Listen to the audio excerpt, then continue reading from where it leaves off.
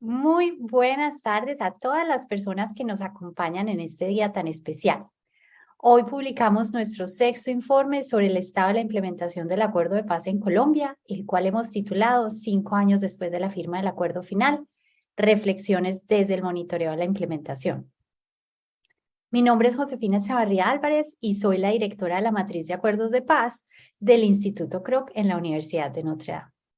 Me acompañan hoy en este seminario en línea 3 miembros del equipo de la iniciativa Barómetro. Ángela María Ramírez Rincón, gerente de la iniciativa Barómetro en Colombia. Mateo Gómez, líder de investigación de la iniciativa Barómetro en Colombia. Y Cristian Sáez, investigador asociado de la Matriz de Acuerdos de Paz. Muy buenas tardes, Ángela, Mateo y Cristian. Buenas tardes, Josefina. Bienvenidos a este seminario. El Instituto Kroc de Estudios Internacionales de Paz hace parte de la Escuela KIO de Asuntos Globales de la Universidad de Notre Dame en Estados Unidos y es uno de los centros de investigación y de estudios de construcción de paz líderes en el mundo. Uno de los principales proyectos es la Matriz de Acuerdos de Paz, que le decimos PAM por sus siglas en inglés, que constituye la base de datos más comprensiva sobre la implementación de 34 acuerdos de paz negociados en todo el mundo desde 1989. Por mandato del Gobierno de Colombia y de las antiguas FARC-EP, partes firmantes del acuerdo final para la terminación del conflicto armado y la construcción de una paz estable y duradera, el Instituto Kroc es responsable por hacer el seguimiento a su implementación.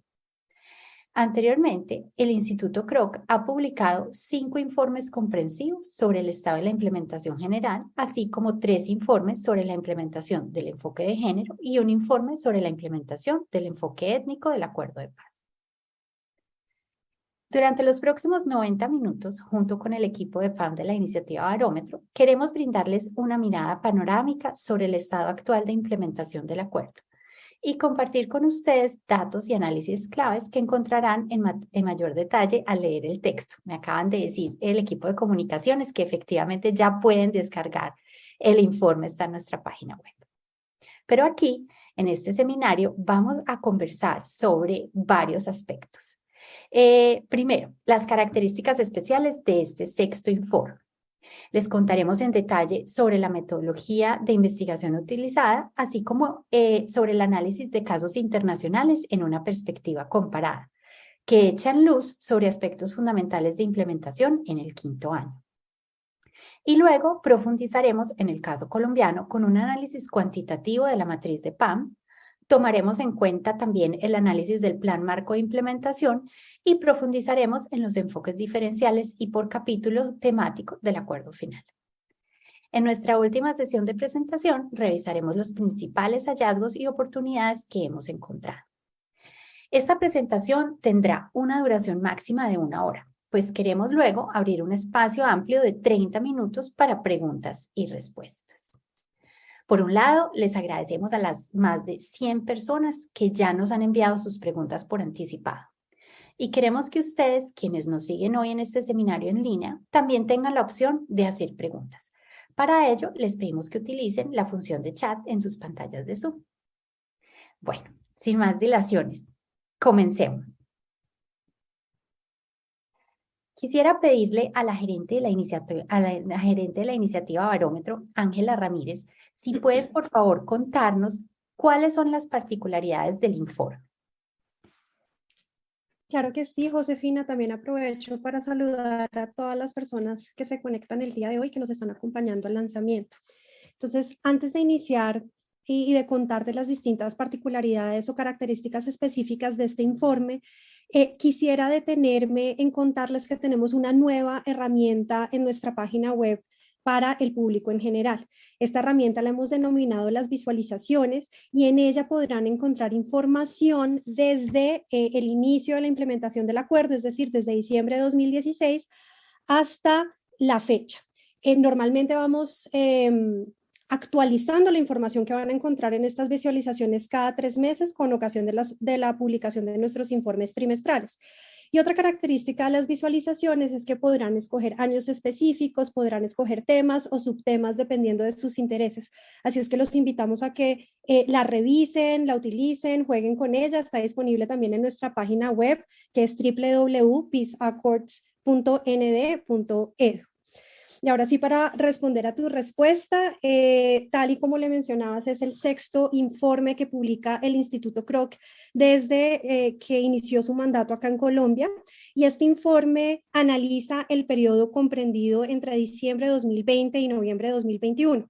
Y por lo tanto, analiza lo sucedido durante el quinto año de implementación del acuerdo, que eso ya de por sí es un gran hito que los colombianos y las colombianas debemos celebrar. Lo segundo que quisiera destacar frente a las características especiales de este informe, y es que tenemos este tipo de herramientas adicionales justamente para brindarles mayores herramientas de análisis a los lectores de nuestro informe. La primera de ellas, y teniendo en cuenta las diferencias metodológicas que tiene el seguimiento que hace el Instituto Kroc con aquel que se hace desde el Plan Marco de Implementación, pero sobre todo entendiendo que son herramientas que brindan la posibilidad de hacer análisis complementarios, hemos dedicado una sección específica de nuestro informe para analizar cómo va la implementación del acuerdo según los indicadores del Plan Marco de Implementación. Pero además, en cada una de las secciones de los puntos de análisis de los puntos del acuerdo final, van a encontrar unos retablos o unos cuadros en donde van a encontrar información específica de estos indicadores, cuál es la entidad responsable y el estado en el que se encuentra cada uno de estos indicadores. Adicionalmente, van a encontrar también a lo largo del texto del informe y en cada uno de los capítulos dedicado a los puntos del acuerdo, unas tablas que contienen las prioridades normativas, es decir, un listado de normas cuya expedición está contemplada o se considera necesaria para la implementación del acuerdo, pero que aún están pendientes de esa expedición. Y adicionalmente, recogiendo la experiencia y la información que el Instituto Kroc tiene frente a otros 34 acuerdos de paz comprensivos en el mundo, en este informe, al igual que en otros informes anteriores, encontrarán una sección específica destinada a este análisis comparativo. Más adelante durante la presentación, tal y como lo mencionabas, entraremos a profundizar frente a este tema. Y finalmente encontrarán una sección que abordará elementos de contexto, es decir, aquellas circunstancias políticas, sociales y económicas que consideramos impactaron de una u otra forma la implementación del acuerdo. Y justamente como consideramos que estos elementos contextuales son de la mayor relevancia para el lector entender mejor lo que está en nuestro acuerdo, si tú me permites, me gustaría entonces también entrar a contarles un poco sobre estos elementos contextuales que identificamos en nuestro informe para contextualizar a los que están hoy aquí conectados.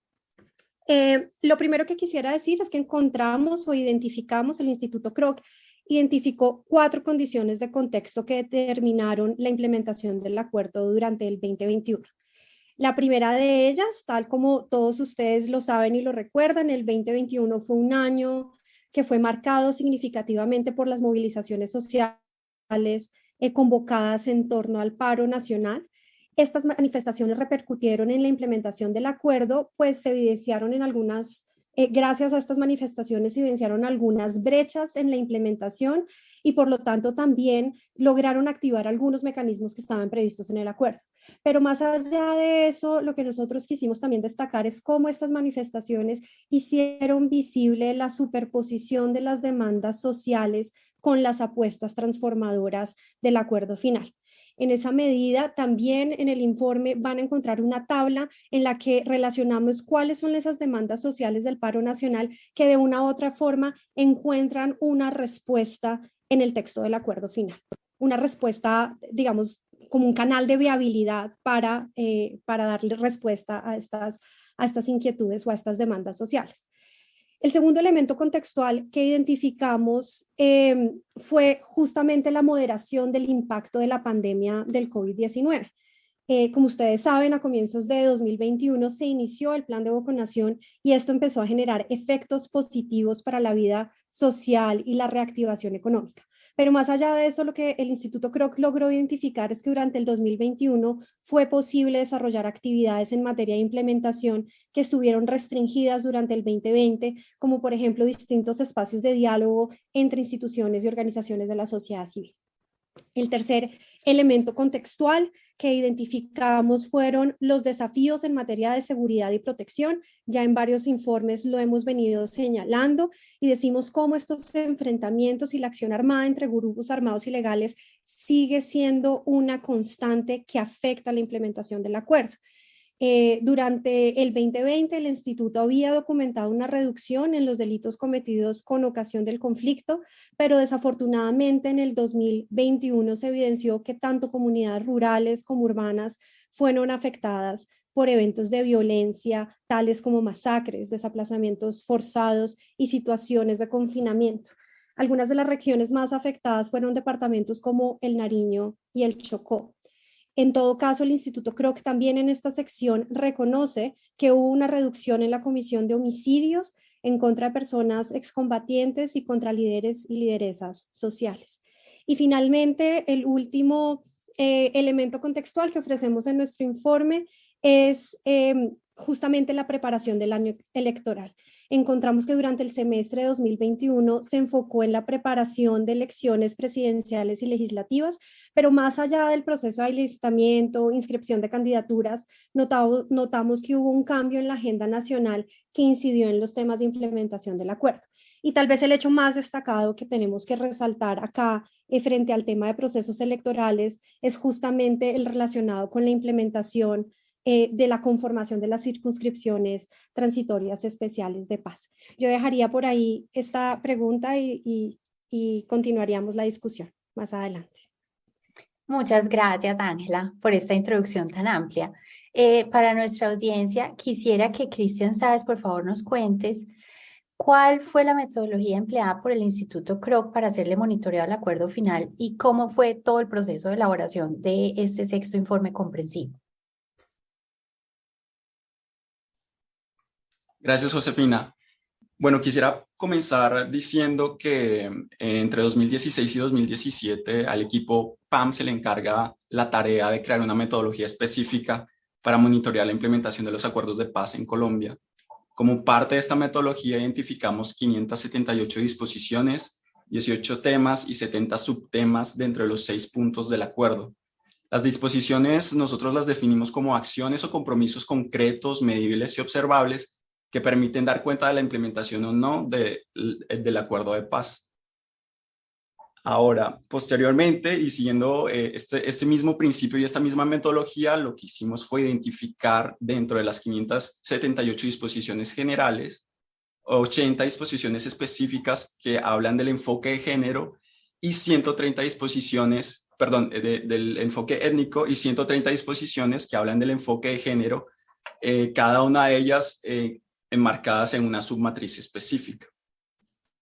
Tanto las disposiciones generales como las disposiciones transversales son sometidas a un proceso de codificación en el que asignamos un puntaje de 0 a 3 a cada compromiso.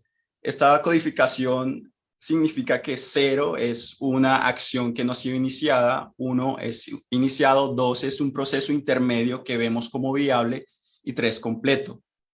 Esta codificación la realizamos de manera mensual para las disposiciones generales y de manera trimestral para las disposiciones con enfoque de género. El trabajo lo hacemos de manera conjunta entre nuestros equipos de Colombia y Estados Unidos y nos encargamos de interactuar con los diferentes actores relacionados con la implementación del acuerdo de paz en un proceso de triangulación de la información para posteriormente analizar y comunicar la información sobre el estado de la implementación del acuerdo de paz. Todo lo anterior nos permite desarrollar un análisis cuantitativo y cualitativo comprensivo que da cuenta de manera detallada de la implementación del acuerdo y que plasmamos en este sexto informe que centra su análisis entre diciembre del 2020 y noviembre del 2021. Gracias, Cristian, por esa explicación técnica que resulta realmente indispensable para comprender el funcionamiento del barómetro. Volviendo a Ángela, teniendo en cuenta que el informe aborda la perspectiva internacional, ¿Podrías exponer sobre qué temas versa el análisis y cuáles fueron los hallazgos del Instituto Kroc en tanto las comparaciones internacionales? Claro que sí, Josefina. En efecto, como ya lo habíamos mencionado, el informe trae una sección destinada al análisis comparado. Este año decidimos referirnos a dos temas específicos. El primero de ellos, la temporalidad del mandato de las comisiones de la verdad, y el segundo, referente a los mecanismos de resolución de conflictos y órganos de seguimiento y verificación de la implementación. Frente al primer tema, es decir, la temporalidad del mandato de las comisiones de la verdad, lo primero que quisiera decir es que el instituto analizó 6 comisiones que por su mandato y objetivos podían ser comparados con el caso colombiano. Es así como se revisaron comisiones de la verdad establecidas en países como El Salvador, Sudáfrica, Guatemala, Sierra Leona, Liberia y Nepal. Tras este análisis se llegaron a varias conclusiones y yo quisiera resaltar 3 de ellas. Primero, se encontró que en estas 6 comisiones hubo una extensión del mandato más allá del término originalmente previsto. En esta medida, la extensión del mandato es una práctica habitual y recurrente en las comisiones de la verdad. Segundo, del estudio realizado por el instituto, se concluyó que en promedio las comisiones de la verdad tardaron un 37% más del tiempo que originalmente se estableció en su mandato. Y quisiera dar unos ejemplos. En Guatemala, por ejemplo, el periodo originalmente establecido era de 6 meses y se extendió a 19 meses, y en Nepal pasó de 2 a casi 5 años. Y finalmente, y es el tercer hallazgo que me parece que es el más importante y el que yo más quisiera resaltar, y es que ninguna de estas comisiones extendió su mandato con ocasión de una razón de fuerza mayor, como lo fue el COVID-19.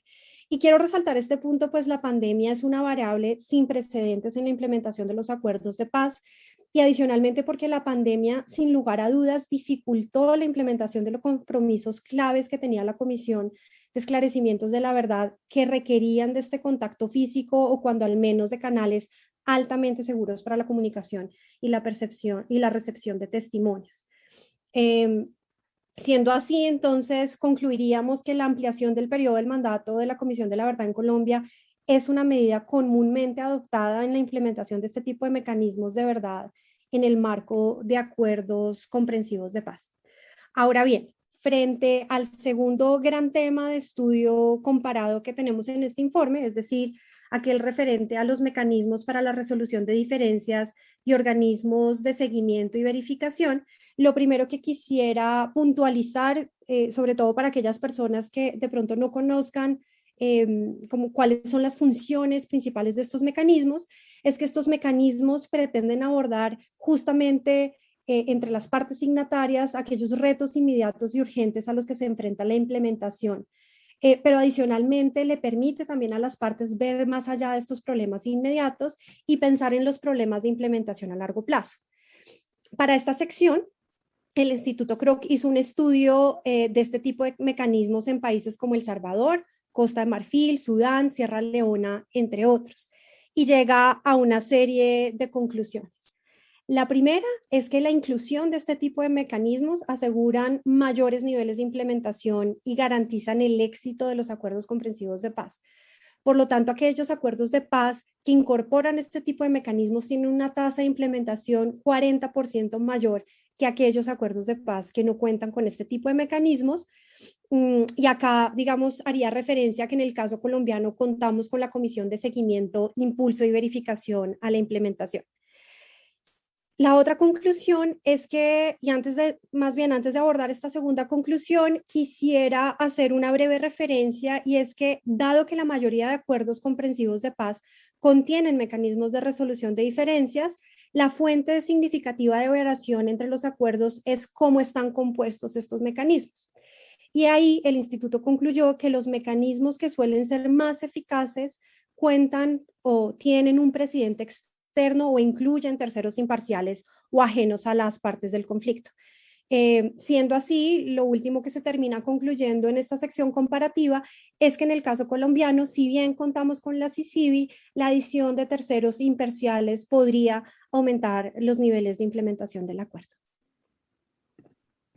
Qué interesante estos apuntes que nos compartes, Ángela, sobre experiencias internacionales. Muchas gracias.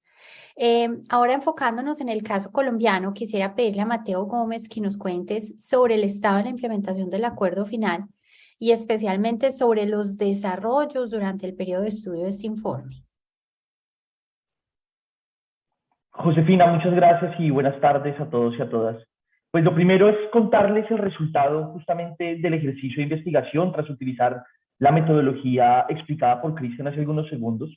Lo que nos arroja nuestras mediciones es que finalizado el 5º año de implementación en el mes de noviembre del año 2021, el 15% de las disposiciones del acuerdo final, de esas 578 disposiciones, se encuentran sin iniciar, en estado no iniciado de implementación.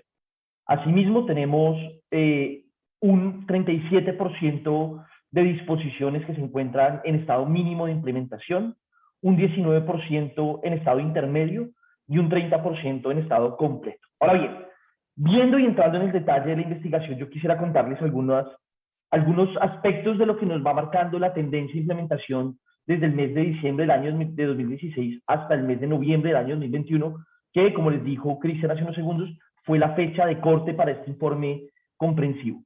Lo primero tiene que ver con los cambios en los estados de la implementación. Si ustedes ven esta gráfica que en este momento estamos presentando, nos evidencia que después del primer trimestre del año 2018, la implementación empezó a entrar en una senda donde los cambios entre los estados de implementación no son tan altos como en la primera parte. Y eso tiene diferentes explicaciones, pero marca una tendencia, sobre todo en este último año, el hecho, primero, de que la gran mayoría de las disposiciones hoy se concentran en el estado mínimo de implementación, o la mayoría de las disposiciones, que es el 37%, pero además pudimos observar que entre el año 2020 y el año 2021 no se registraron cambios, sobre todo en las disposiciones en estado intermedio, permanece en 19%. Y esto nos indica diferentes cosas. Lo primero, un mensaje que lo reprodujimos también el año pasado cuando hicimos un informe especial sobre el 5º año de implementación, y es que desde que inició en el año 2016, en diciembre del año 2016 de implementación, no se ha detenido hasta la fecha. No se ha detenido porque siempre hemos encontrado cambios en el estado de la implementación, bien sea disposiciones que inician su implementación, bien sea disposiciones que pasan a un estado mínimo o intermedio, o bien sea que se completan. Sin embargo, esta tendencia que estamos observando en este momento nos demuestra que los cambios están tendiendo a concentrarse sobre todo en las disposiciones en estado mínimo de implementación. Y eso dentro de nuestra metodología marca algunas circunstancias, sobre todo con respecto a la viabilidad de concluir la implementación en el término previsto por el acuerdo, que son los 15 años hasta el año 2031.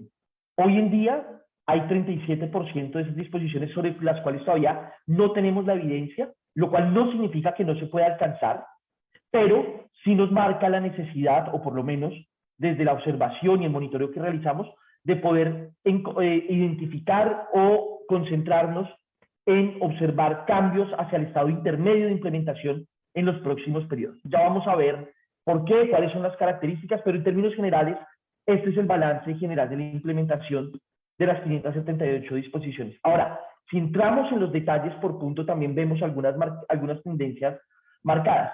Hay 2 puntos del acuerdo que tienen los mayores niveles de implementación por concentrarse sus disposiciones, sobre todo en el estado completo y en el estado intermedio, que es el punto 6 sobre mecanismos de implementación y verificación, que ustedes encuentran en la parte, a la derecha en la diapositiva que estamos viendo en este momento, y el punto 3 sobre el fin del conflicto. Esto lo hemos explicado en diferentes informes, se explica principalmente porque son puntos que concentran muchos compromisos de corto plazo.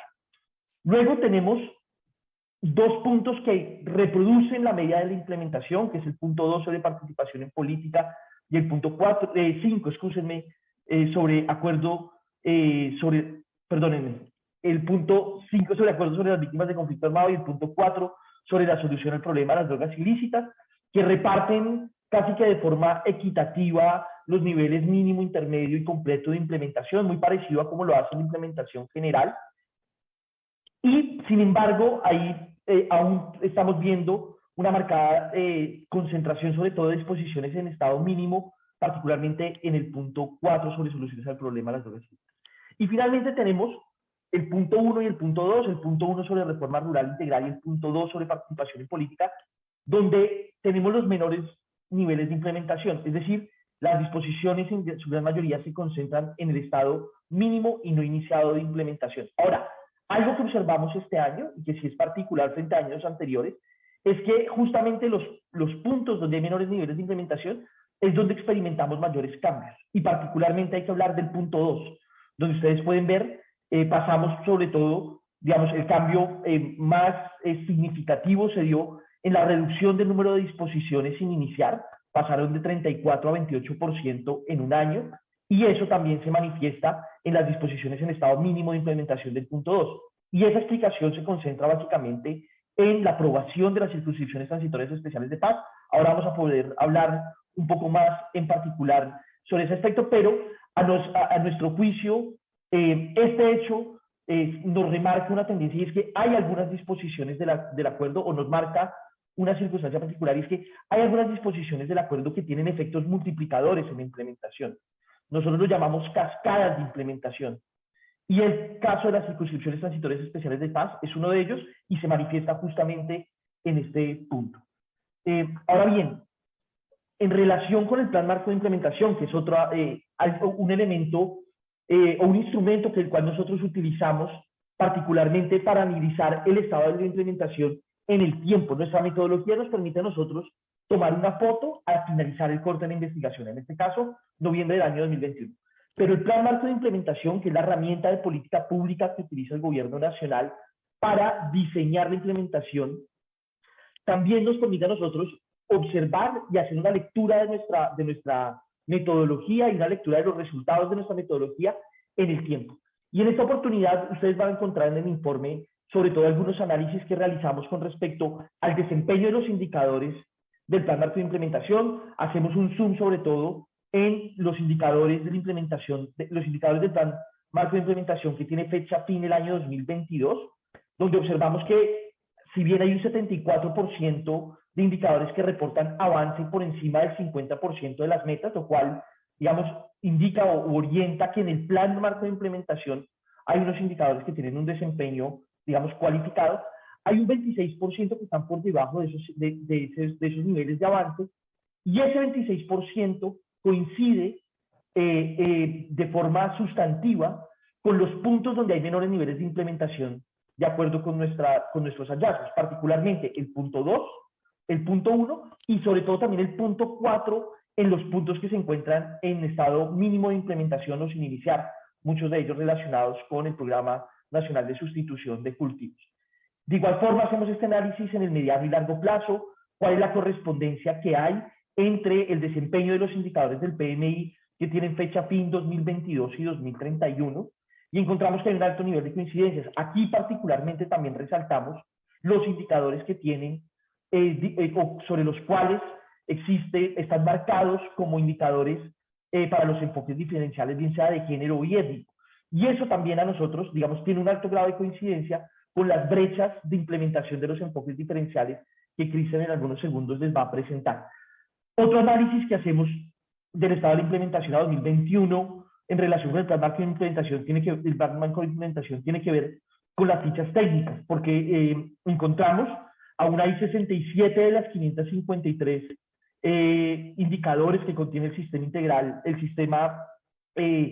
integral de información para el posconflicto, el CIIPO, donde se concentran los indicadores del plan marco de implementación o donde se reportan, y hay 67 indicadores que no tienen ficha técnica consolidada. Ahí también estamos encontrando coincidencias entre los bajos niveles de implementación y la ausencia de esas fichas técnicas consolidadas. Como ustedes pueden ver, es menos del 10% o es alrededor del 10% del total de los indicadores, pero tiene esa característica que son indicadores sobre los cuales hay coincidencia con bajos niveles de implementación. Y asimismo, algo que ha sido muy importante en nuestra investigación en los últimos años es identificar las disposiciones del acuerdo que requieren de modificaciones, de ajustes normativos o de la creación de normas. Y una de las cosas que hemos encontrado, y van a encontrarlo en nuestro análisis en el informe, es que esas disposiciones del acuerdo de paz carecen de indicadores en el plan marco de implementación. Por lo tanto, vemos que hay una relación también de compromisos del acuerdo de paz que no se traducen en fichas técnicas en el plan marco de implementación o en indicadores en el plan marco de implementación sobre ajustes normativos y que corresponden o tienen un alto nivel de correspondencia con los puntos donde hay menores niveles de implementación. Un caso destacado en nuestro análisis es sobre todo el del punto 2. Muchísimas gracias, Mateo. Me encanta que nos expliques en tanto detalle esta famosa ola de CROC durante el año 2021. Ahora me gustaría que comenzáramos un poco más la discusión puntual de los diferentes temas del acuerdo, pero a nosotros nos gusta empezar siempre por los enfoques diferenciales y esos enfoques transversales. Cristian, ¿nos puedes contar cuál es el estado de implementación de los enfoques étnico y de género, por favor? Claro que sí, Josefina. Comenzando con la implementación del enfoque étnico, y lo que están viendo ustedes en pantalla es básicamente una comparación entre el enfoque étnico y la implementación de las disposiciones generales. Lo que vemos es que las disposiciones no iniciadas tienen un mismo porcentaje que las disposiciones generales. Ahora, cuando pasamos a las disposiciones en estado mínimo, lo que vemos es básicamente la misma tendencia que mencionaba Mateo anteriormente, donde las disposiciones generales en su mayoría están en un estado mínimo, pero aumentado en exactamente 23 puntos porcentuales, lo que acentúa aún más la idea que daba anteriormente Mateo, pero específicamente para el enfoque étnico. Y luego, si vemos lo que tiene que ver con las disposiciones étnicas intermedias y completas, vemos una reducción bastante grande también de 23 puntos aproximadamente relacionada o comparada con las disposiciones generales. Es decir, en la misma perspectiva lo que veríamos es que es necesario que se dé un salto desde las disposiciones en estado mínimo a intermedios y que haya una mayor viabilización de estas disposiciones para que se cierre la brecha entre disposiciones mínimas e intermedias para la implementación del enfoque étnico.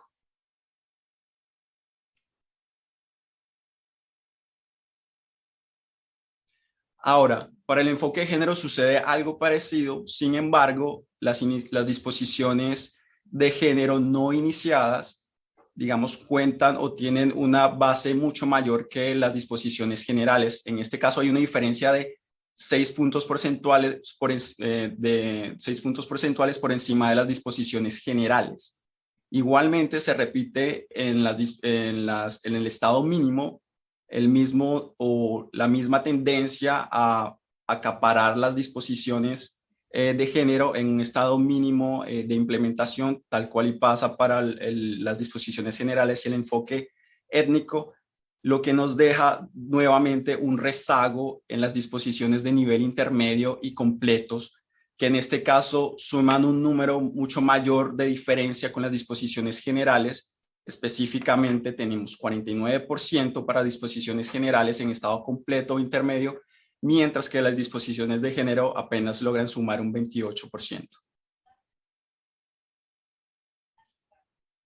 Ahora, cuando entramos específicamente a revisar qué está sucediendo con la implementación de los compromisos con un enfoque étnico, lo primero que podemos mirar son los avances. Vemos específicamente avances en el enfoque étnico con la aprobación de las circunscripciones transitorias especiales para la paz. Muy específicamente hay las medidas para incorporar y avalar candidatos por parte de las comunidades étnicas. Un segundo punto que vemos como avance es el diseño y puesta en marcha de los mecanismos especiales de consulta que se dieron en 15 de las 16 subregiones PEDET. Y un tercer avance que vemos es en el sistema integral de paz, con lo que tiene que ver específicamente con los tres de los 4 instituciones parte del sistema. Por ejemplo, dentro de la Comisión para el Esclarecimiento de la Verdad se continuaron desarrollando eventos de reconocimiento con participación de comunidades étnicas. Dentro de la JEP se lanzó en el 2021 un protocolo con pueblos afrodescendientes y dentro de la VPD se desarrollaron actividades de búsqueda de restos de personas desaparecidas pertenecientes a estas comunidades étnicas. Ahora, como principales retos, vemos pocos avances en la financiación e implementación de iniciativas propias étnicas de los PEDET. lo que vemos específicamente aquí es que de las 8.300 iniciativas propias étnicas que hacen parte de los PEDETs, cerca de 1.000 se encontraban en ruta de implementación al corte de este informe. También vemos bajos niveles de reporte de los indicadores del PMI étnicos en el CIPO. Como bien lo mencionaba Mateo, estos bajos niveles se producen también en parte por la falta de construcción de fichas técnicas específicas que permitan reportar los avances en temas étnicos. Y un tercer reto que vemos son los bajos niveles de implementación en los planes integrales de reparación colectiva. De hecho, solo reportamos el cierre de un sujeto de reparación colectiva durante este periodo.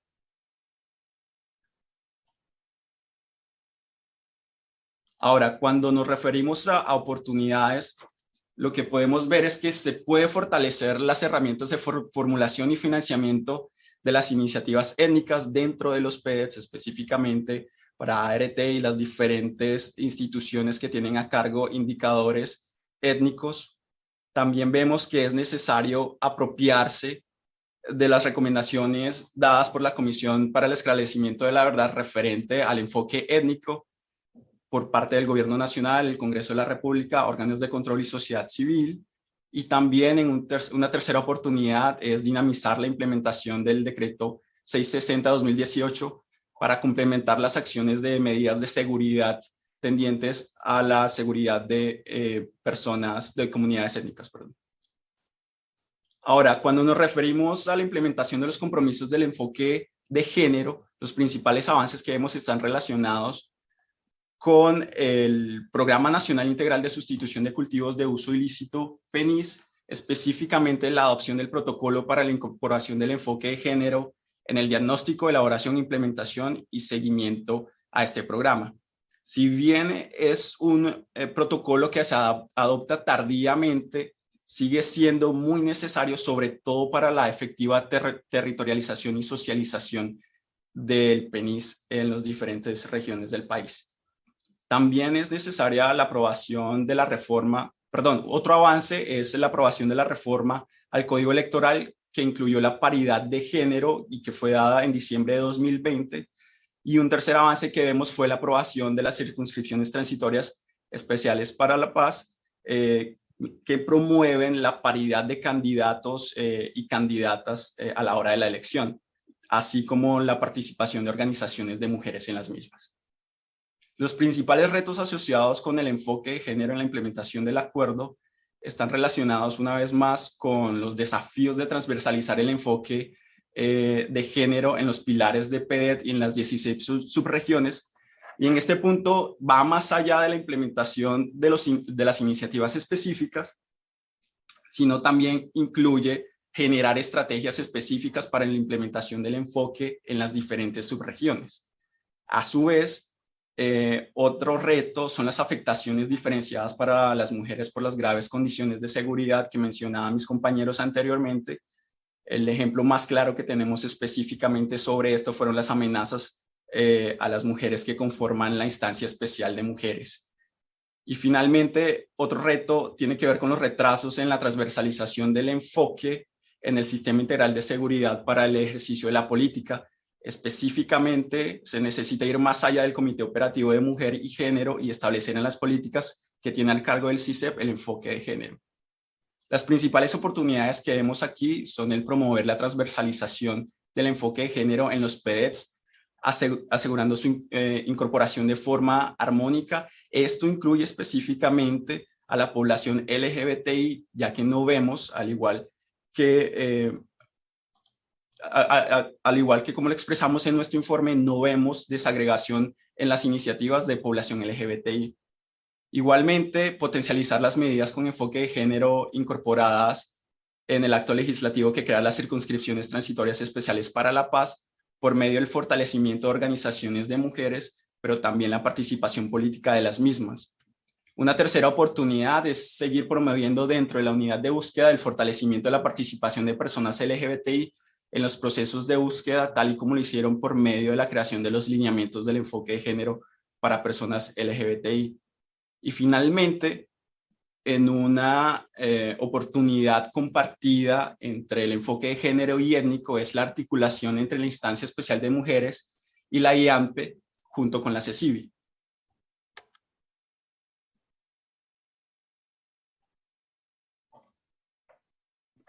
Muchísimas gracias, Cristian, por compartir este análisis tanto cuantitativo como cualitativo cuando miramos los enfoques transversales. Me encantaría tenerlos a los tres en la cámara. Creo que me falta. Gracias, Cristian, perfecto. Y así podremos ofrecerle a nuestra audiencia una presentación un poquito más fluida sobre el análisis cualitativo de los principales avances, retos y oportunidades por cada uno de los puntos del acuerdo final. Entonces, me gustaría empezar por ti, Mateo. ¿Qué nos puedes contar sobre la implementación durante el año 2021 en relación con la reforma rural integral y la participación política? Bien, Josefina, pues este año 2021 fue un año, voy a empezar por la reforma rural integral, donde documentamos, si bien algunos avances, sobre todo en términos del cierre de muchos ciclos de planeación, de diseño de herramientas para la implementación, también, por supuesto, de desafíos muy importantes para avanzar en ella. Voy a arrancar quizás con los dos avances más relevantes que anotamos en el informe. Por un lado está la aprobación a noviembre del año 2021. Les recuerdo que nuestro periodo de análisis es de diciembre del año 2020 a noviembre del año 2021. Bueno, a noviembre del año 2021 identificamos que 11 de los 16 planes nacionales sectoriales de la reforma rural integral habían sido adoptados. 4 de ellos en este periodo de investigación. Y, digamos, este es un avance importante porque los planes nacionales sectoriales no solamente son una gran apuesta para la transformación del campo, el cierre de brechas de desigualdad, sobre todo en las áreas rurales del país y particularmente, por supuesto, en los territorios focalizados por los planes de desarrollo con enfoque territorial, sino que además también son herramientas para la articulación de acciones entre la nación, el territorio y básicamente lograr confluir presupuestos, instituciones, capacidades en torno a esas grandes transformaciones que ha planteado el acuerdo para superar esas brechas. Entonces, cerrar los planes, o por lo menos cerrar la mayoría, como les repito, 11 de 16 a noviembre del año 2021, fue un hecho muy importante. Debo actualizarles, en el mes de diciembre fueron adoptados otros dos muy importantes: zonificación ambiental, ordenamiento de la propiedad rural, y ese proceso por supuesto ha continuado, pero en el objeto de análisis nuestro cerró con esos 11 de 16. Entonces fue un año de cierre de ciclos. También las hojas de ruta del plan de desarrollo con enfoque territorial. Si bien esta no es una herramienta contemplada por el acuerdo de paz, y en eso queremos ser muy claros, la hoja de ruta fue un instrumento del gobierno nacional que diseñó en el marco del Plan Nacional de Desarrollo para implementar el PD, y esa herramienta que se llama hojas de ruta fue la apuesta del actual gobierno nacional para implementar los PD, básicamente para hacer confluir presupuestos, capacidades institucionales en la realización de las iniciativas identificadas en los planes de acción territorial, en los PATR, que fueron un proceso, digamos, consultivo, participativo con las comunidades. Y ese ejercicio que se trazó el gobierno durante este año logró aprobar 13 de 16 hojas de ruta, 14 para noviembre del año 2021. Entonces, ese fue otro hecho relevante. Nosotros en el informe también hacemos énfasis en las críticas de ese proceso, porque conocemos también que desde diferentes instancias, particularmente desde la sociedad civil, se han hecho, hay reparos frente a ese proceso, particularmente frente al componente participativo de la construcción de la hoja de ruta. Nosotros hacemos algunas valoraciones, pero sobre todo en el informe van a encontrar la información que nosotros capturamos de las organizaciones y las planteamos para que nuestros rectores puedan tener suficientes herramientas de juicio para valorar el estado de la implementación. Pero lo cierto es que durante el año 2021 fueron aprobadas 13 de las 16 y se lograron alcanzar 14 de esas 16 hojas de ruta del PDF. Ahora bien, los retos van a encontrar bastantes, así como también algunos avances, pero quiero concentrarme quizás en 3 retos particulares. Por un lado, la adjudicación de tierras. Ustedes, el acuerdo final se propone constituir un fondo de tierras con 3 millones de hectáreas para darle tierra a campesinos sin tierra y con eso empezar a promover condiciones de equidad en el campo. Durante este año pudimos ver que se adjudicaron 250.000 hectáreas de tierra, eso corresponde al 8% de la meta de 3 millones de hectáreas. Sin duda, en la entrega, la adjudicación de 250.000 hectáreas es positivo y digamos, eso es de, pero creemos y consideramos que acelerar ese proceso y aumentar el número de adjudicaciones es importante, pero particularmente si vemos el bajo nivel de hectáreas repartidas sobre todo a comunidades campesinas o a titulares campesinos. La gran mayoría de las adjudicaciones durante este periodo se concentró sobre todo en comunidades étnicas que tienen otras dinámicas, sobre todo de relacionamiento en este proceso donde hay procesos de movilización social, donde se han atendido justamente las demandas de acceso a tierra.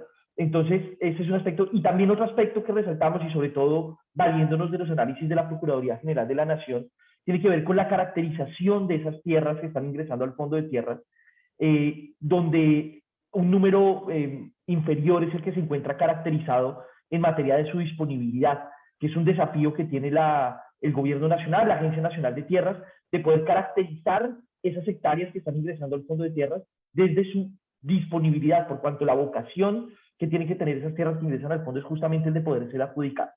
Un segundo desafío que estamos encontrando y que los voy a invitar y las voy a invitar a que puedan revisar nuestro informe. En este año nosotros traemos los indicadores de pobreza multidimensional para analizar justamente el progreso del punto de acceso terrestre. Uno de los objetivos específicos que se traza el acuerdo final es reducir justamente los niveles de pobreza multidimensional y las brechas en los territorios más afectados por el conflicto.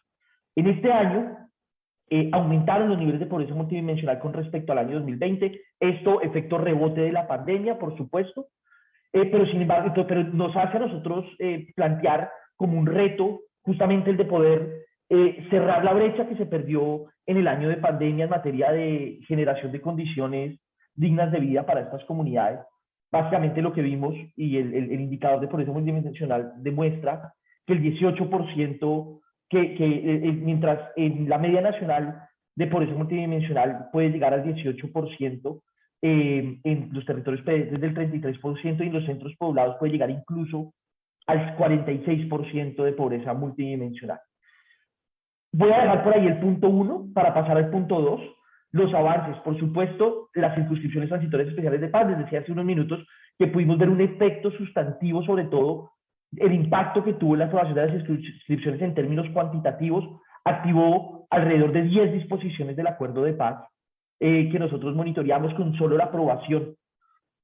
Fue además también la oportunidad de poner en el centro a las víctimas nuevamente, de reencontrarse con esa finalidad del acuerdo, de no solamente restituir, o mejor, reparar a las víctimas desde una perspectiva material, sino también política, y eso lo logra las circunscripciones, independientemente de lo que fue su implementación, que los análisis específicos los podrán ver en nuestros informes trimestrales que les enviamos a quienes están suscritos en nuestros boletines, pero particularmente ese evento fue muy importante.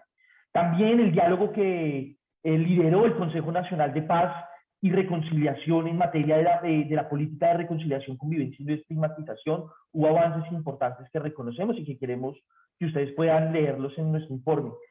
Y los desafíos, sin lugar a dudas, la puesta en marcha materialmente de las circunscripciones transitorias, las limitaciones para atender la movilización social. Van a encontrar dentro de nuestros análisis, digamos, todo lo que fue en materia, o el saldo en materia de situaciones adversas a los derechos humanos en el manejo de la protesta social, que demuestra la necesidad de concretar los compromisos previstos en el acuerdo para aumentar y mejorar las garantías y adecuar también el ordenamiento jurídico para ello, así como también la implementación de la reforma político-electoral, que Cristian ahorita mencionaba los aspectos positivos de la reforma del Código Electoral en materia de género, que hay que actualizar esa información. Ustedes saben, fue declarado recientemente inconstitucional. Eso dentro de nuestra metodología tendrá un impacto, pero sobre todo lo que estamos echando de menos y estamos viendo como desafíos importantes en la implementación del acuerdo es traducir particularmente las recomendaciones del mecanismo especial, del mecanismo especial electoral, perdón, de la misión especial electoral, en reformas normativas que mejoren, aumenten la participación ciudadana y la participación electoral. Muchísimas gracias, Mateo. Qué gran comienzo nos has dado para esos análisis ya de punto por punto. Cristian, quisiera pedirte si pudiéramos seguir en este recuento con una síntesis de la implementación del fin del conflicto y de la solución al problema de las drogas de uso ilícito, por favor. Con gusto, Josefina. Comenzando con el punto 3, fin del conflicto, los principales avances que estamos recogiendo en este informe tienen que ver primero con la reincorporación social, política y económica de los excombatientes, en donde vemos que continúa la implementación de programas, planes y proyectos que dinamizan esta reincorporación socioeconómica, gracias a los proyectos que hace la ARN, pero también al apoyo de la población excombatiente y a otras entidades y organizaciones como los acompañantes internacionales. Otro punto de avance son los 456 municipios libres de sospechas de minas que reportamos durante este informe, aunque siguen otros municipios pendientes por desminado debido a condiciones de seguridad. Y otro avance que reportamos es la adopción del Plan Estratégico de Seguridad y Protección, el PES, para la población excombatiente y miembros del Partido Comunes. Los retos que estamos viendo dentro del punto 3 consisten en el aumento sustantivo de eventos de desplazamiento, confinamiento, incremento de las difíciles situaciones de seguridad para excombatientes, como bien lo mencionaba antes Ángela en el contexto, y específicamente obviamente aquí entonces es de nuevo un llamado a garantizar la vida e integridad de la población excombatiente. Otro reto son los obstáculos para garantías de la protección de la población excombatiente por parte de la Unidad Nacional de Protección. Y aquí de nuevo el llamado es a cumplir las órdenes judiciales en favor de la seguridad de excombatientes. Y un tercer reto tiene que ver con estas mismas problemáticas, pero relacionadas con los liderazgos sociales que continúan enfrentando situaciones de seguridad críticas. Ahora, en cuanto a las oportunidades, vemos que es necesario aprobar y adoptar el Sistema Nacional de Reincorporación por medio de un instrumento normativo que garantice la articulación institucional y sostenibilidad de este mismo sistema. También es necesario continuar los esfuerzos por parte de la ARN en garantizar la sostenibilidad económica de la población excombatiente. Para ello es necesario mejorar las condiciones de seguridad, pero también garantizar que los proyectos sean viables a largo plazo. Un tercer punto u oportunidad que vemos es el cumplimiento efectivo de las medidas cautelares requeridas por la JEP, a cargo de la UNP, el Ministerio de Defensa, y así como la implementación del plan estratégico de seguridad y protección que mencionaba anteriormente, que ya había sido adoptado. Y finalmente, avanzar en el funcionamiento de la Comisión Nacional de Garantías de Seguridad, que sabemos que funciona, pero más allá de las reuniones y su funcionamiento, el adoptar las políticas necesarias dentro de este espacio. Ahora, para punto 4, respecto a la solución del problema de drogas ilícitas, los principales avances que vemos son la adopción de la estrategia de comunicaciones por parte del PENIS, también la conclusión del ejercicio de mapeo y caracterización del delito de narcotráfico, que esta acción específica está marcada dentro de las soluciones del fenómeno de la producción y comercialización de narcóticos. Y finalmente, la conclusión y divulgación de los planes integrales comunitarios y municipales de sustitución y desarrollo alternativo, los PISDA, para 8 municipios que no hacen parte de las subregiones PEDET. Dentro de los principales retos que vemos aquí, tienen que ver con temas normativos, como por ejemplo el estancamiento de la Ley de Tratamiento Penal Diferenciado para pequeñas y pequeños cultivadores, también la ausencia de la adopción normativa del Programa Nacional de Prevención al Consumo y también la Ruta de Atención Integral de Prevención al Consumo. Un tercer reto es la disminución de cultivos de uso ilícito a nivel nacional, pero lo que estamos viendo es el aumento de los cultivos en regiones claves para la implementación del acuerdo final.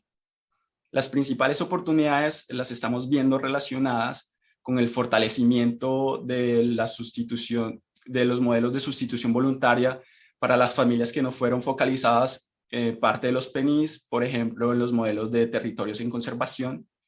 Otra oportunidad que vemos es aumentar los esfuerzos institucionales y presupuestales para avanzar con las iniciativas PISDA en los núcleos PENIS y garantizar la sostenibilidad y comercialización de los proyectos productivos y de bienestar de las comunidades, como mencionaba anteriormente.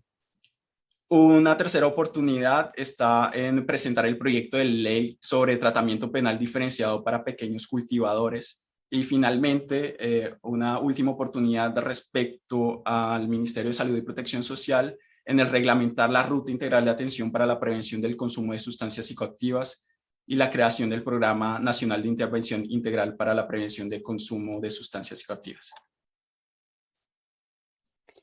Muchísimas gracias, Cristian, sobre estos comentarios que nos compartes sobre los puntos 3 y 4 del acuerdo.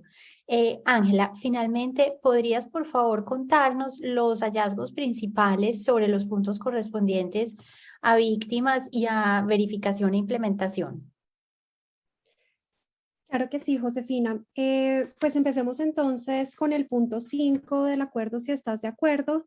Lo primero que quisiera decir ahí es que desde el instituto hemos observado que existen varios avances en este punto del acuerdo y que lo podríamos, si se quiere, dividir por temáticas. Frente a la verdad, el instituto encontró progresos, pues además de la ampliación del mandato de la comisión, de la cual ya estuvimos haciendo referencia, encontramos que esta entidad, es decir, la Comisión de la Verdad, también continuó avanzando en sus actividades. Desde esta perspectiva destacamos, por ejemplo, la realización de 24 espacios de escucha, 12 encuentros por la verdad y 7 diálogos por la no repetición y no continuidad del conflicto armado. Y acá quisiera resaltar que estos espacios además tienen un carácter muy especial, pues vincularon desde excombatientes hasta excomandantes de la SAUC y al menos contaron con la presencia de 2 expresidentes de la República. Adicionalmente, y teniendo en cuenta, o más bien refiriéndonos a la búsqueda de personas dadas por desaparecidas, el instituto documentó avances en 10 de los 20 planes regionales de búsqueda, los cuales contienen, digamos, estos planes regionales de búsqueda van a contener o contienen la hoja de ruta en materia de búsqueda. Por su parte, en los avances referentes a justicia, queremos referirnos principalmente a que durante el 2021 la JEP delimitó e individualizó las conductas macrocriminales de los máximos responsables en 2 casos. En el caso 01 referente a toma de rehenes y en el caso 02 sobre ejecuciones extrajudiciales. Estas imputaciones para el instituto representan un avance significativo para la jurisdicción, pues como lo vemos hoy en día, la JEP pasó a la fase de reconocimiento de los responsables de conductas. Ahora bien, el punto 5 en todo caso tiene unos retos que requiere superar en la implementación para poder hacer una implementación de manera integral. Y en este informe ustedes van a encontrar que parte de los retos que identificamos justamente se refiere a la socialización y a la apropiación del informe final de la Comisión para el Esclarecimiento de la Verdad, que consideramos es un desafío que tiene que asumir el Estado colombiano, el gobierno entrante y, por supuesto, la sociedad civil en general. En cuanto o en lo relacionado a la búsqueda de personas dadas por desaparecidas, vemos muy importante que se avance en la segunda fase del Plan Nacional de Búsqueda. Pues si bien existe, digamos, el Plan Nacional y este fue aprobado en el 2020, encontramos que esta segunda fase es donde se van a consolidar los indicadores, los responsables y el presupuesto para justamente poder alcanzar estas metas que se establecieron en el Plan Nacional que se aprobó durante el 2020. Y finalmente, en materia de reparación, ya Cristian también lo mencionaba, digamos, resaltamos que es un gran avance que se hayan cerrado 2 planes integrales de reparación colectiva de sujetos étnicos. Sin embargo, destacamos como un gran reto el rezago que existe en términos de procesos de reparación colectiva, ya que existe un rezago de alrededor 90%. Ahora bien, si me permites, pasaría entonces al punto 6. En el punto 6 identificamos varios avances, tal vez el más significativo que se resalta en el informe guarda relación con el funcionamiento del Comité de Comunicaciones que está a cargo de la CICIBI y de MINTIC, del Ministerio de Tecnologías de la Información y las Comunicaciones, y pues el instituto logró documentar la aprobación de 5 emisoras de paz. Otro avance relevante que mencionamos se relaciona con el Plan Marco de Implementación. Pues notamos que durante el periodo de análisis de este informe, el Departamento Nacional de Planeación adoptó un nuevo módulo dentro del SIPO, que es el Sistema Integrado de Información para el Postconflicto, el cual permite hacerle seguimiento a los indicadores de los planes nacionales sectoriales de reforma rural, de los cuales Mateo les estaba hablando.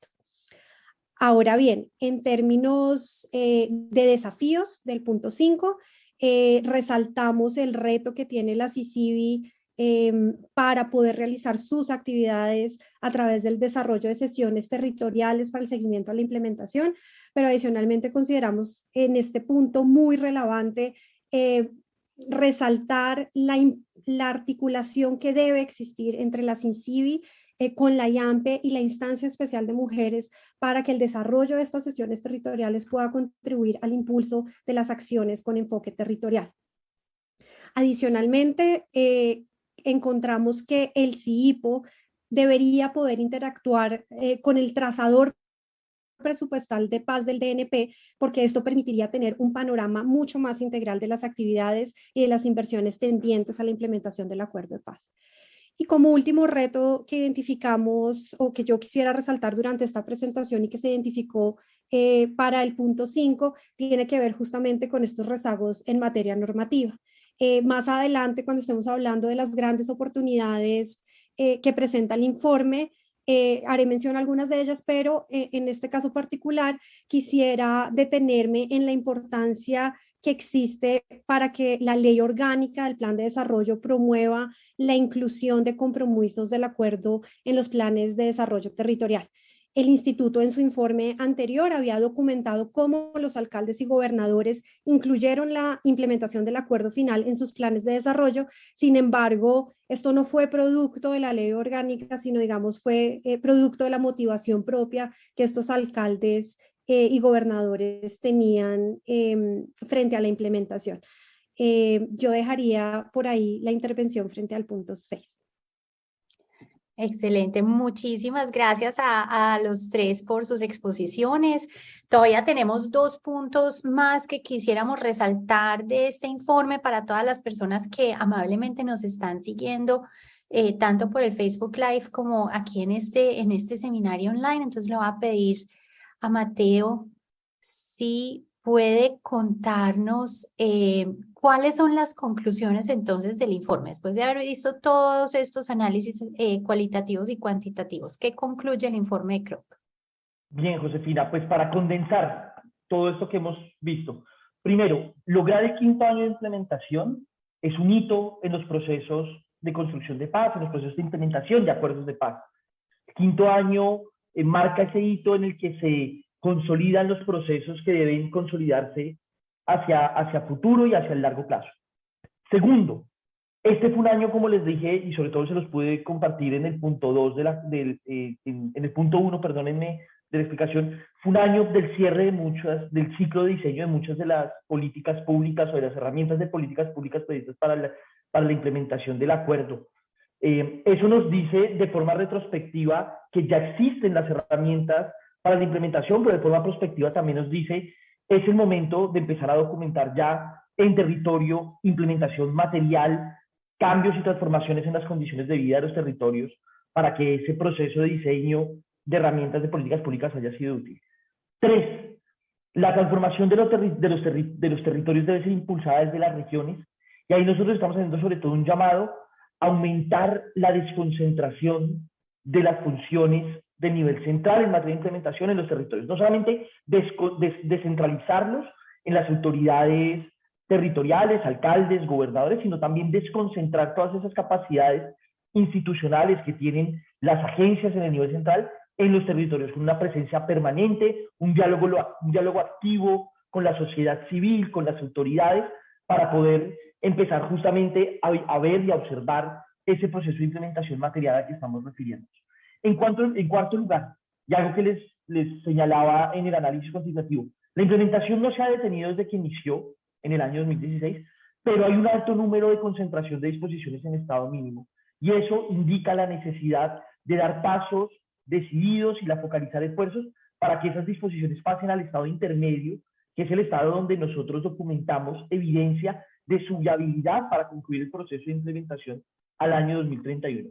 Quinto, las circunscripciones transitorias fueron un hito también, pero no solamente eso, sino que nos demuestra que hay disposiciones del acuerdo que tienen efectos multiplicadores, que son cascadas positivas para la implementación y que con sola su implementación pueden generarse efectos multiplicadores en otras disposiciones del acuerdo. Hay otros ejemplos en punto 2, la reforma político-electoral, en el punto 3, la implementación, por ejemplo, la adopción y la implementación del plan de la política de desmantelamiento de las organizaciones criminales. Hay muchos ejemplos así que creemos que pueden seguir ese efecto que tuvo las circunscripciones en toda la implementación del acuerdo.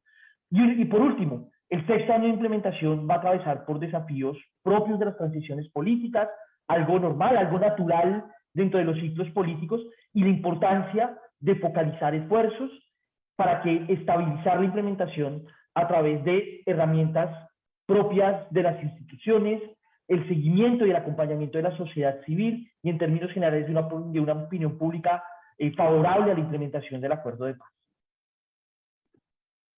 Muchísimas gracias, Mateo. Creo que estos hallazgos ya los podemos entender mucho más fácil después de haber visto el análisis anterior. Y así llegamos al último tema de nuestra exposición sobre esas oportunidades para robustecer la implementación del acuerdo final. Ángela, ¿podrías contarnos al respecto, por favor? Claro que sí, Josefina. Lo primero que quisiera aclarar es que en este informe hicimos un esfuerzo para que estas grandes oportunidades o estas oportunidades generales que identificamos justamente respondieran a estos procesos de transición que prontamente vamos a estar viviendo en Colombia. Y específicamente me refiero a estos cambios que se van a derivar justamente por la posesión de los nuevos congresistas electos, incluyendo aquellos representantes que conformarán las circunscripciones transitorias especiales de paz, así como el cambio de gobierno que tendrá lugar el 7 de agosto. Habiendo hecho esta introducción, ahora sí me referiré a estas tres grandes oportunidades que identificamos. La primera de ellas tiene que ver con que el instituto considera que el informe de la Comisión de la Verdad, sin lugar a dudas, es un instrumento importante en el proceso de transición, porque el próximo gobierno, el Congreso y así como la sociedad en general tendrán la oportunidad de apropiarse de las recomendaciones que haga la Comisión en su informe. En ese sentido, el instituto hace un llamado para que las entidades del Estado y la sociedad en general se apropien del informe y de las recomendaciones que estén ahí contenidas. De esta manera y de manera muy particular, el instituto considera que el nuevo Plan Nacional de Desarrollo puede incluir metas relacionadas con estas recomendaciones y hallazgos del informe final y que ojalá el gobierno entrante tenga estrategias concretas para poder atender estas recomendaciones. Por otro lado, y una de las, digamos, la segunda gran recomendación, oportunidad que identificamos en el informe, tiene que ver justamente con que el instituto considera que la Comisión de Seguimiento, Impulso y Verificación, la CICIVI, puede ser un mecanismo de estabilización en el periodo de transición. Desde esta perspectiva consideramos que tanto el gobierno saliente como el gobierno entrante y comunes como parte de la CICIVI tienen la oportunidad de aprovechar este espacio para que de un lado se pueda hacer un ejercicio expedito de diagnóstico sobre el estado de la implementación, que el gobierno entrante tenga la posibilidad de hacer este ejercicio de diagnóstico y por el otro para que se cree una agenda de empalme que cuente justamente con la definición de los parámetros de revisión de los indicadores del PMI y sobre todo acciones concretas para cumplir con estos indicadores que en principio tendrían que ser cumplidos para el 2022.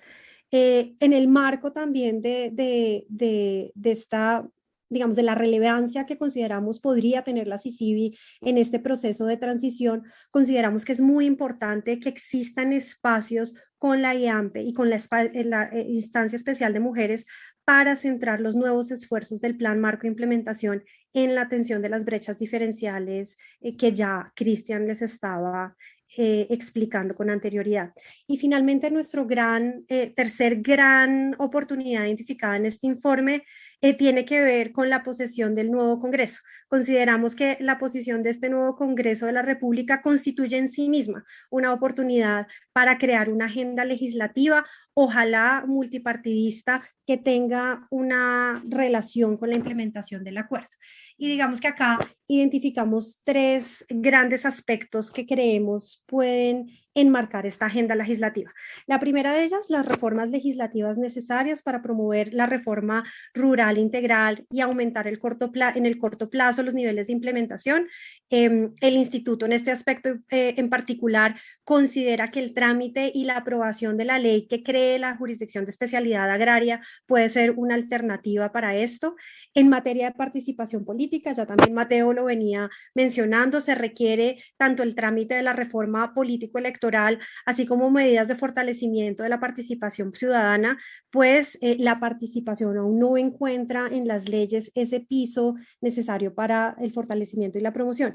Y finalmente, el instituto considera que un tercer punto que puede ser parte de esta agenda legislativa es aquel relacionado con las reformas necesarias para que el punto 4 pueda implementarse en condiciones de estabilidad jurídica, es decir, que aquellos campesinos y campesinas cultivadores que se acogieron al Programa Nacional Integral de Sustitución de Cultivos de Uso Ilícito, PENIS, y a otras iniciativas de sustitución tengan estabilidad jurídica.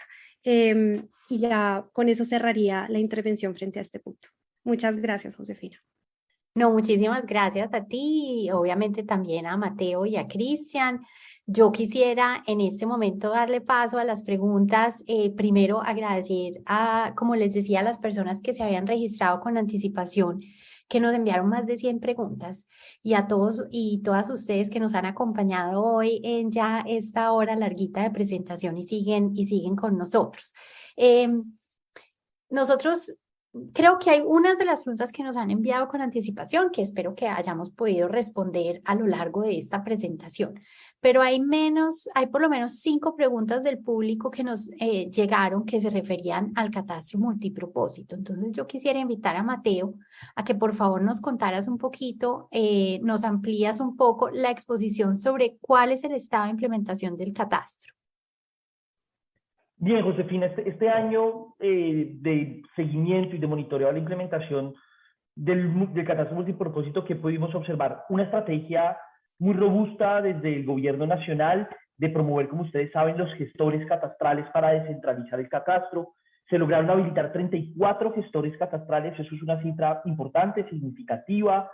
Sin embargo, hay un rezago con respecto a las metas bastante importante y sensible.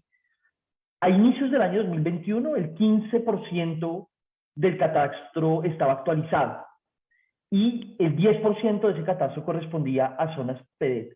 La meta para este año 2021 era alcanzar el 35% del territorio nacional. Sin embargo, el DNP tuvo que ajustar esa meta para el año 2021 al 18%, es decir, hay ya un rezago significativo, importante. Nosotros que estamos observando en materia del catastro, primero, que tiene que haber un acompañamiento cercano del Instituto Geográfico Agustín Codazzi como autoridad técnica en la materia de estos gestores catastrales, para acompañarlos en ese proceso, darles un fortalecimiento técnico, pero también para la superintendencia de notariado y registro, que pueda ejercer su función de inspección, control y vigilancia frente a las actividades que van a realizar esos nuevos prestadores del servicio catastral.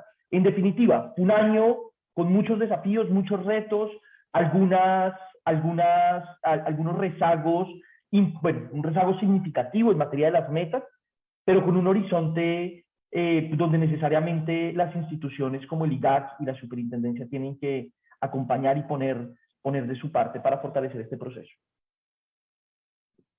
Mil gracias, Mateo.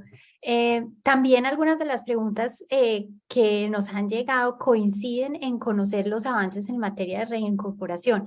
Cristian, ¿qué van a encontrar los lectores en nuestro informe sobre el tema de reincorporación?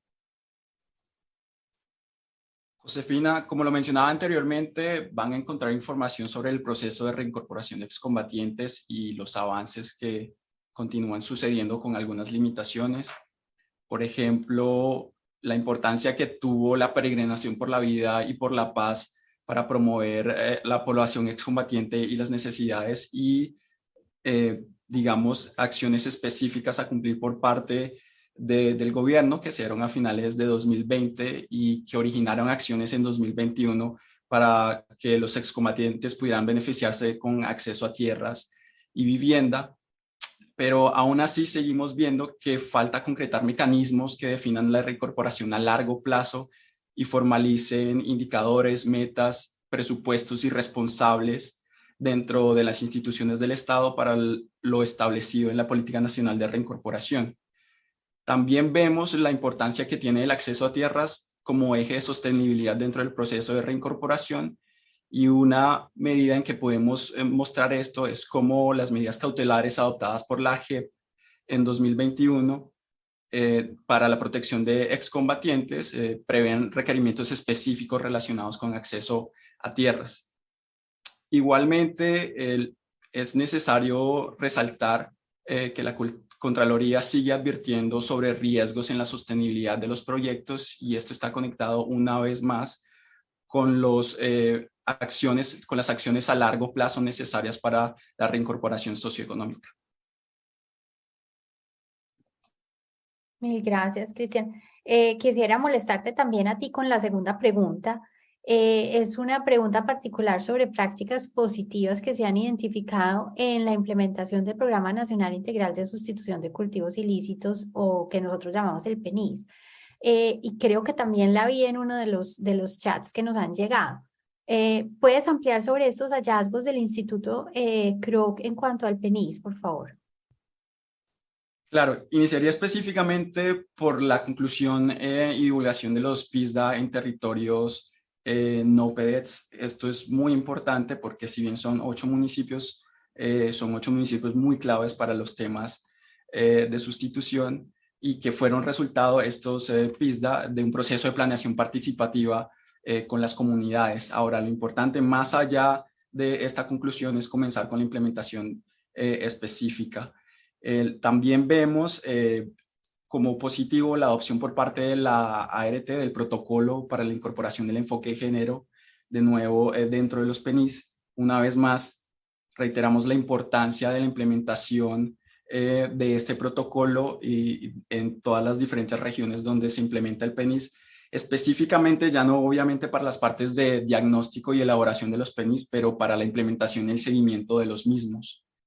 Y finalmente vemos como otra oportunidad también, como lo mencionaba anteriormente, la implementación de programas que abarquen la sustitución de cultivos en lugares donde el PENIS sigue siendo limitado. Entonces, cómo estrategias como Colombia Sustituye a través del modelo Hechos a la Medida puede ser beneficiosa para la implementación del acuerdo de paz en lo concerniente a sustitución.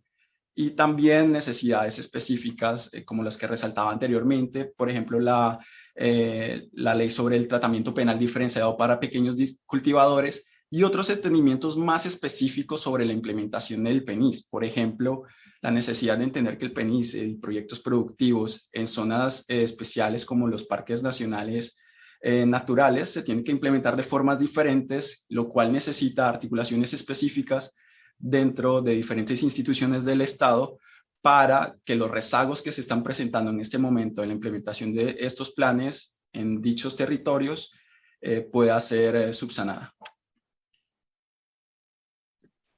Perfecto, mil gracias. Creo que en tu pregunta, en tu respuesta ya estabas entrelazando otra pregunta clave que nos enviaron, y quisiera hacértela a ti, Mateo, porque el instituto creo que siempre resalta la importancia de la implementación del enfoque territorial. y tenemos un público que tiene un especial interés en él. ¿Nos podrías comentar cuáles son como esos hallazgos principales sobre el enfoque territorial que tenemos en el informe que tiene que ver con el año 2021, por favor? Claro, Josefina. Bueno, en este año, ustedes saben, y como lo hemos explicado, nuestra metodología apunta al seguimiento de las 578 disposiciones generales del acuerdo. Por lo pronto no hemos realizado seguimiento territorio por territorio, entonces nuestros análisis son análisis agregados, pero sí identificamos prácticas en la implementación de los territorios que nos indican algunas situaciones sobre las cuales remarcar. Voy a arrancar por el tema, porque en este año en el informe ustedes van a encontrar 3 temas que analizamos desde el enfoque territorial. Por un lado, el tema de los PDF. Analizamos ese proceso de construcción de la hoja de ruta o hacemos referencia a ese proceso de construcción de las hojas de ruta del PDF, donde identificamos, digamos, algunas tensiones entre lo que es esta herramienta de las hojas de ruta técnicamente para lograr materializar los principios de coordinación, de coherencia en la administración pública. Es decir, encontramos y entendemos la utilidad de la herramienta desde el punto de vista técnico-institucional. Sin embargo, también llamamos la atención sobre lo que fue ese proceso, la fase del proceso participativo y sobre todo los medios utilizados para la socialización de la metodología con las comunidades, donde hubo diferentes llamados de atención por parte de las organizaciones de la sociedad civil, particularmente de la Mesa Nacional PEDET, que encontraron algunas dificultades en la aprehensión de esa metodología y la comprensión, y sobre todo en la manera en que ese proceso de la hoja de ruta interpretó el proceso participativo de los planes de acción para la transformación territorial, PATR. Ahora, también en el punto 1 ustedes van a encontrar los balances que encontramos, o mejor aún, los desbalances que encontramos en la ejecución del PDF. Encontramos, por ejemplo, que hay algunas subregiones que concentran un número significativo de iniciativas, o mejor, de proyectos que recogen iniciativas PDT ejecutados, como es, por ejemplo, el caso del Catatumbo y el sur del Tolima, que concentran un alto porcentaje de estos proyectos terminados, y otras donde los niveles son muy bajos, como es, por ejemplo, el sur de Bolívar y el Pacífico Medio, que tienen muy bajo nivel de proyectos terminados. También hicimos ese análisis desde el punto de vista de los pilares del PDF, viendo que hay unos pilares que concentran casi el 40% de proyectos terminados, como es el pilar de educación y el plan de reactivación económica, pero otros muy rezagados, como el de alimentación y el de ordenamiento social de la propiedad rural, que no suman entre los dos más del 2% de iniciativas concluidas. Entonces, ese tipo de análisis los van a encontrar. También hicimos un análisis con respecto a la importancia que tuvo la implementación del acuerdo en los territorios, por ejemplo, para movilizar canales de diálogo en el marco de las protestas y de la manifestación pacífica durante el año 2021. Encontramos, por ejemplo, que consejos de paz, como por ejemplo en el departamento del Meta, en el departamento del Huila, en el departamento del Valle del Cauca, consejos territoriales de paz que fungieron como espacios de diálogo para desescalar los niveles de confrontación que estaba enfrentando el país en estos momentos de movilización, y fueron muy efectivos para eso. También, por ejemplo, el papel que desempeñó en algunos territorios, como por ejemplo en el departamento del Tolima, la UNIPEP, que es esta unidad policial para la edificación de la paz, que tiene un proyecto de transformación de conflictividad, que pudo experimentar mecanismos de transformación de conflictos desde una institución como la policía para desescalar el conflicto, que fueron muy interesantes. Entonces, hay experiencias en el territorio interesantes en ese sentido, pero también van a identificar los desafíos en materia de implementación de estrategias particulares de seguridad en algunos territorios. Para ver el caso, nosotros analizamos el caso sobre todo en el departamento del Cauca, el municipio de Argelia, donde a pesar de existir las medidas cautelares de la Jurisdicción Especial para la Paz, persistieron durante el año 2021 atentados graves contra población en proceso de reincorporación y comunidades rurales, y cuando observamos sobre todo el ejercicio de seguimiento a las medidas cautelares, encontramos que las respuestas institucionales eran respuestas que no apuntaban a una transformación de esas condiciones en que se han perpetrado, digamos, diferentes masacres, desplazamientos forzados, entre otras conductas vulneratorias. Mil gracias, Mateo. Precisamente abrí mi micrófono porque vi la oportunidad que teníamos ahí de traer a colación una de las preguntas que nos hacen ahora las personas que están aquí en este chat con nosotros. Y dice así: tras el estallido social del año 2021, la Comisión Interamericana de Derechos Humanos, la CIDH, documentó una afectación desproporcionada de los afrodescendientes a consecuencia del accionar de la fuerza pública. ¿Qué consideraciones, lecciones y observaciones para la implementación del acuerdo de paz tiene el informe? Josefina, yo creo que ahí voy a resaltar la referencia que hice a los consejos territoriales de paz. En el informe van a encontrar, digamos, un análisis, por supuesto, mucho más profundo, extenso, donde una de las cosas que llamamos la atención es que ha habido algunos consejos territoriales que se han fortalecido, que han sido acompañados por la comunidad internacional, por el gobierno nacional a través de la oficina del Alto Comisionado de Paz, y que son esos los que han tenido la capacidad justamente de servir como canales de diálogo, de desescalamiento del conflicto y sobre todo de la búsqueda de alternativas para enfrentar, o mejor, más que enfrentar, tramitar las demandas sociales en el marco de las movilizaciones. Entonces creemos que hay estos, y eso incluye, por supuesto, territorios étnicos, particularmente en el Pacífico, por supuesto, y en el sur del país. Entonces creemos que ahí hay una oportunidad grande de seguir explotando eso, pero sobre todo la necesidad de avanzar en las reformas normativas, avanzar en la adecuación del ordenamiento jurídico para aumentar los niveles de garantías al derecho a la protesta, incluyendo, por supuesto, todos los mecanismos de supervisión al uso de la fuerza y particularmente la investigación, el juzgamiento y la sanción de las graves violaciones a los derechos humanos que ocurren en el marco de las movilizaciones y que ocurrieron en el marco de las movilizaciones sociales del año 2021. Muchísimas gracias, Cristian. Déjame, te hago a ti esta siguiente pregunta que también me la pasan del chat. La institucionalidad colombiana cuenta con más de 40 instancias con responsabilidad directa en cuestiones de pueblos indígenas y afrodescendientes. ¿Qué valoración se desprende del rol de dichas instituciones en la implementación del acuerdo de paz, en especial aquellas que tienen la responsabilidad en la formulación e implementación de políticas públicas? Falta mucho por hacer, digamos, hay más retos. La responsabilidad institucional está ahí están las leyes y hay que, digamos, continuar generando estrategias que permitan que las acciones específicas relacionadas con el enfoque étnico se implementen dentro del acuerdo de paz.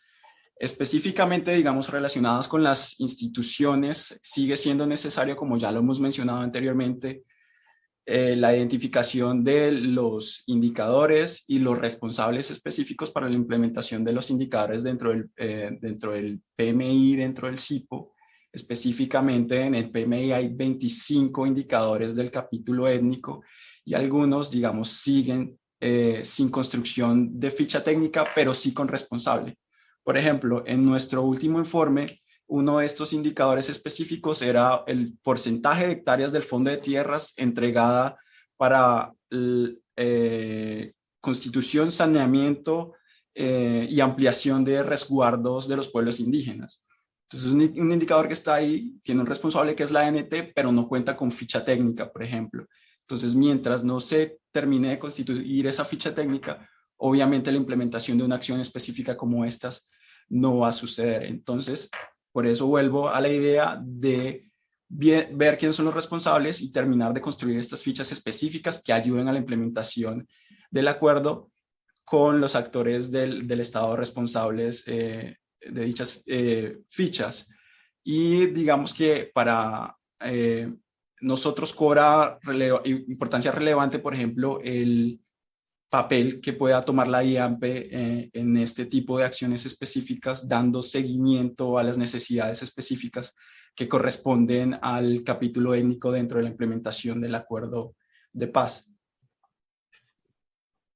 Mil gracias. Cristian, tenemos 2 minuticos, entonces una pregunta de 1 minuto, o mejor dicho, una respuesta de 1 minuto. Mateo, del total de los puntos y en conclusión, ¿cuáles son las principales preocupaciones que persisten en relación con la implementación del acuerdo? Josefina, yo pensaría que nosotros no tenemos preocupaciones, tenemos hallazgos en el marco de la investigación. Tenemos 2 hallazgos concretos este año que creemos pueden movilizar el aumento de los niveles de implementación. Uno es la alta concentración de disposiciones en estado mínimo de implementación. Ahí creemos que está sobre todo el mayor reto que tiene el gobierno entrante, el de poder llevar un mayor número de disposiciones al estado intermedio de implementación particularmente. Ese sería uno, y que ese estado mínimo corresponde sobre todo a que se han instalado muchos mecanismos para la implementación, pero la evidencia que nosotros estamos requiriendo para poder documentar mayores avances es su implementación práctica, el desarrollo de las agendas y la materialización de las políticas que están diseñadas. Y lo segundo, por supuesto, la transición política, pero sobre todo lo estamos viendo como una oportunidad para poder estabilizar el proceso de implementación alrededor de instancias como la CECIBI, alrededor de la construcción de planes, del Plan Nacional de Desarrollo, conforme, por ejemplo, a las recomendaciones que pueda dar la Comisión de la Verdad con su informe final, y la apropiación del Estado en general y también de la sociedad en torno a ella. Creo que así redondaría esa respuesta. Muchísimas gracias. Sí, yo también quiero aprovechar la oportunidad y decirles que como directora de PAM, pues desde el instituto creo que siempre existirá la disposición de apoyar y acompañar a los colombianos y a las colombianas en la implementación del acuerdo final. Y precisamente con estas últimas anotaciones y desde esta perspectiva, pues el instituto creo que no solo estará a disposición del gobierno entrante para apoyar el proceso de transición entre gobiernos, sino que continuará con su labor de monitoreo y prestando asistencia técnica a las agencias implementadoras y también apoyando a la comunidad internacional que está comprometida con la implementación. Nosotros como monitores enganchados estamos comprometidos con que nuestra labor sea lo más fructífera posible para que los cambios institucionales se traduzcan en mayores niveles de bienestar, de paz y de prosperidad para todos. Les agradezco muchísimo el tiempo que nos han regalado hoy y los invito a todos y a todas a acceder a todos los informes del Instituto Kroc sobre la implementación del acuerdo final en Colombia. Pueden seguir el enlace go.nd.edu, palito informes Kroc Call. Muchísimas gracias a mis 3 panelistas del día de hoy, Ángela, Mateo y Cristian, y de nuevo muchísimas gracias a todas las personas que nos han acompañado por los diferentes canales de comunicación y a mi equipo de comunicación que siempre nos acompaña en todos estos eventos tan especiales. Una feliz tarde.